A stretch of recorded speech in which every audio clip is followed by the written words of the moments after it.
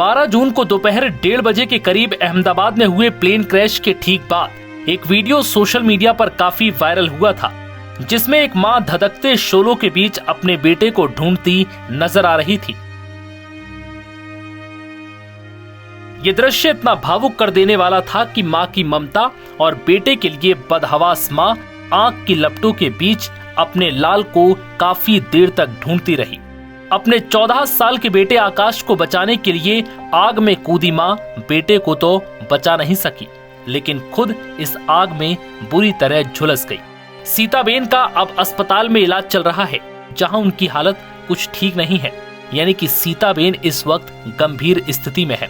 जानकारी के मुताबिक सीताबेन आग में करीब 60% तक झुलस गई थी। वहीं अब तक उनकी 40% रिकवरी हो पाई है। बता दें कि प्लेन क्रैश की चपेट में आए 14 साल के आकाश के पिता सुरेश भाई पटनी ने नवभारत टाइम्स को बताया कि इस हादसे ने उनकी पूरी दुनिया उजाड़ दी। सुरेश बात करते वक्त रो पड़े। बोले, मैंने ही उस दिन बेटे को टिफिन लेकर खाना देने के लिए भेजा था, तभी बीजे मेडिकल कॉलेज की हॉस्टल की बिल्डिंग पर यह प्लेन गिर गया और विमान का पंखा आकाश के पास आकर गिरा, जिसमें उसकी मौत हो गई। सुरेश अपने बेटे का अंतिम संस्कार कर चुके हैं। वहीं अब सुरेश की पत्नी यानी आकाश की मां अस्पताल में जिंदगी और मौत के बीच जंग लड़ रही हैं। उनकी हालत फिलहाल कुछ ठीक नहीं है। 60% झुलसने के बाद अब वो चलने फिरने में भी असमर्थ हैं।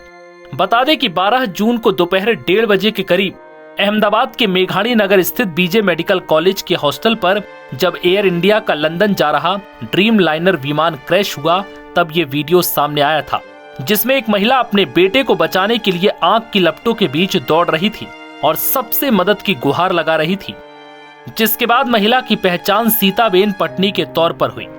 बता दें कि अहमदाबाद के सरदार वल्लभ भाई पटेल इंटरनेशनल एयरपोर्ट से लंदन के लिए उड़ान भरने के कुछ ही देर के बाद एयर इंडिया का बोइंग विमान 787 ड्रीम लाइनर क्रैश हो गया। इस हादसे में कुल 241 लोगों की मौत हो गई। सिर्फ एक यात्री विश्वास कुमार रमेश की जान बच पाई।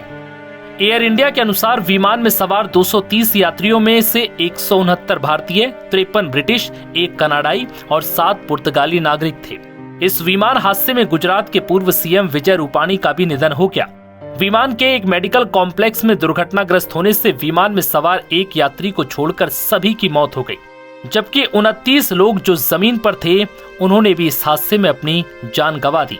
डीजीसीए ने कहा था कि विमान ने 12 जून को अहमदाबाद से रनवे 23 से 1:39 पर उड़ान भरी थी। इसमें एटीसी को मेडे कॉल आया, लेकिन उसके बाद विमान ने एटीसी द्वारा की गई कॉल का कोई जवाब नहीं दिया, क्योंकि विमान तब तक हादसे का शिकार हो चुका था। नवभारत टाइम्स की रिपोर्ट।